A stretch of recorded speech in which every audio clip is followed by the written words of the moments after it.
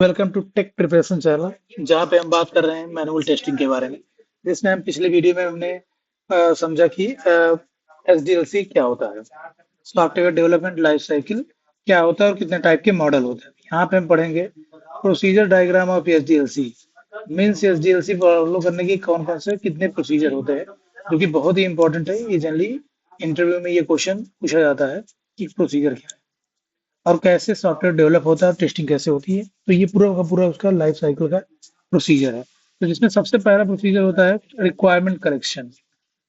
तो means requirement correction किसके द्वारा होता है? बीए। यहाँ पे आप समझ लीजिए बीए। बीए होता है बिजनेस एनालिस्ट। कौन बीए होता है, अभी इसके बारे में डिटेल बताएंगे। अभी ये रिक्वायरमेंट जो जो है कि कस्टमर कोई भी अप्रोच करता है सॉफ्टवेयर कंपनी का, तो उसका कुछ रिक्वायरमेंट होती है सॉफ्टवेयर के लिए रिगार्डिंग। तो बीए जो है वो रिक्वायरमेंट करेक्शन करता है।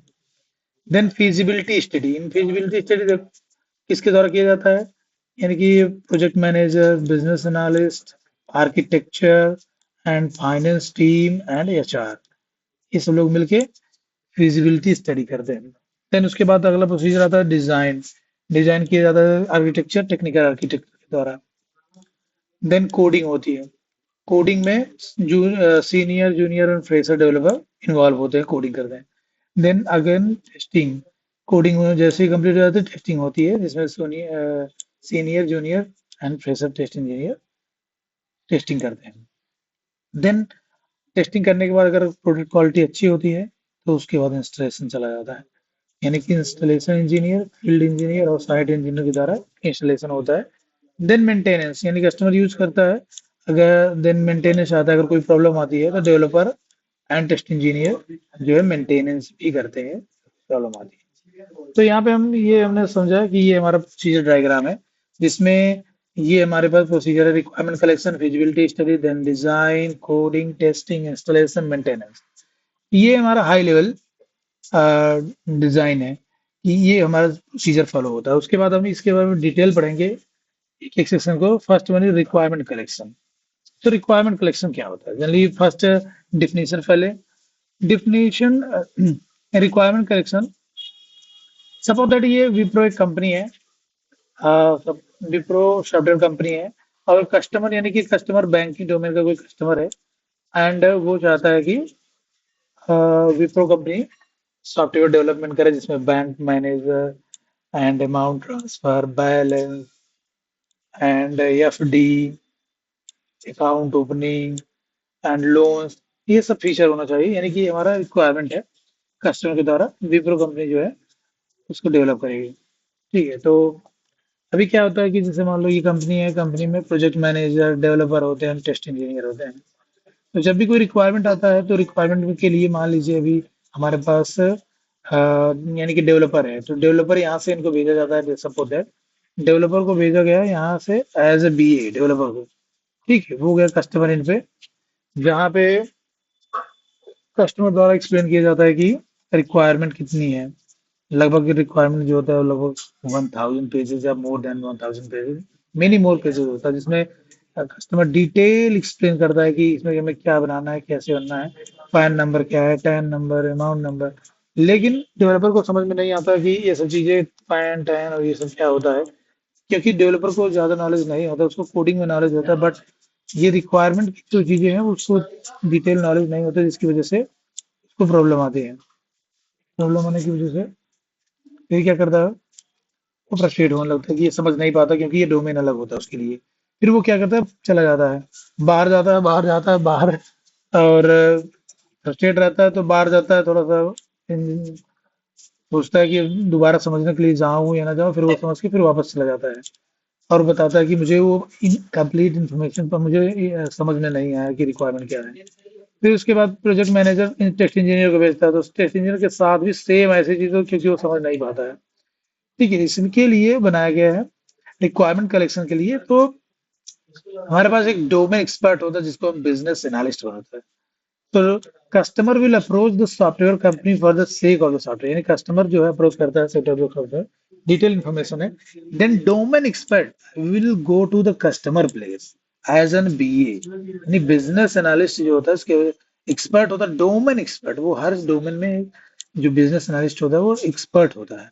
टू कलेक्ट द रिक्वायरमेंट, वो जाता है रिक्वायरमेंट को कलेक्ट करता है, जिससे कि टेस्ट इंजीनियर या फिर डेवलपर को रिक्वायरमेंट कलेक्शन के लिए नहीं जाना होता है, क्योंकि उनको सिर्फ टेस्टिंग या फिर कोडिंग का नॉलेज होता है। लेकिन बिजनेस नॉलेज जो होता है, इसको डोमेन का नॉलेज होता है, एंड इसलिए वो कलेक्शन करता है। Then BA will collect the requirement and convert that from business language, means वो जो रिक्वायरमेंट होती है वो बिजनेस लैंग्वेज में होती है, टू सॉफ्टवेयर लैंग्वेज, वो सॉफ्टवेयर लैंग्वेज में कन्वर्ट करता है।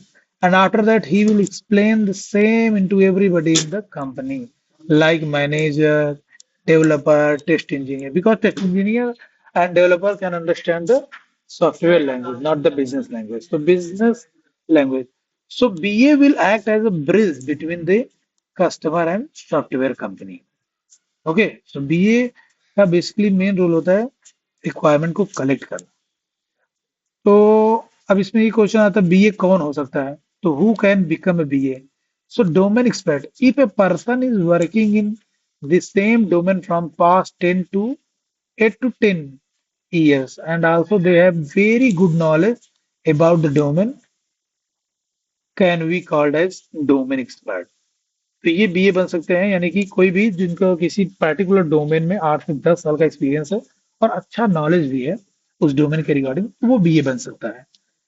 ठीक है, और या तो सीनियर डेवलपर भी बीए बन सकता है if the developer is working in the same domain from the past 4 to 5 years and also he has very good knowledge about the domain, can call as can also become a BA, means जो कि developer भी बन सकता है, लेकिन अगर उसी domain में वो पांच लगभग 4 से 5 साल तक काम किया और उस डोमेन के बारे में उसको काफी डिटेल नॉलेज है, डीप नॉलेज है, तो वो भी सीनियर डेवलपर भी बीए बन सकता है। और सीनियर टेस्ट इंजीनियर भी बीए बन सकता है if test engineer is working in the same domain from the past 4 to 5 years and also he has very good knowledge about the domain, can also become a BA.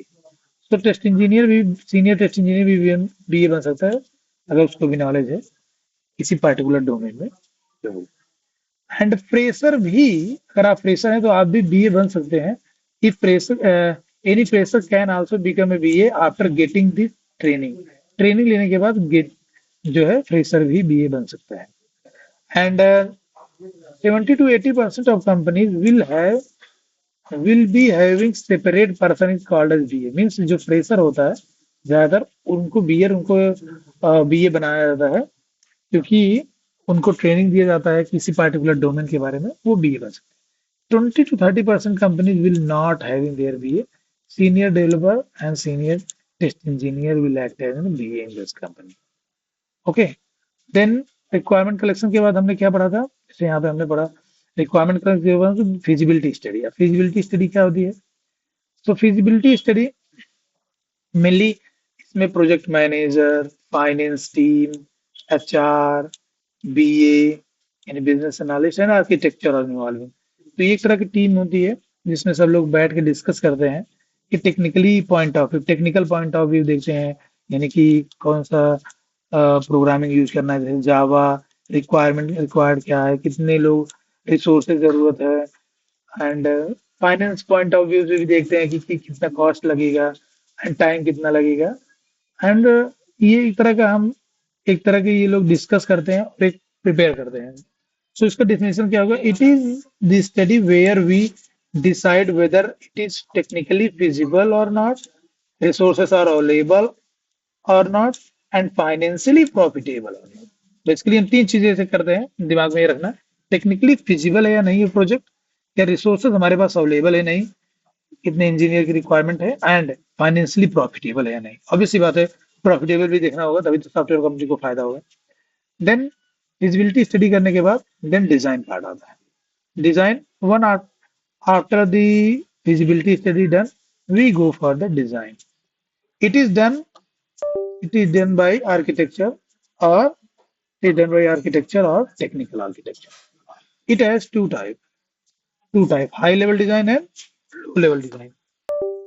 Okay, so high level design and low level design.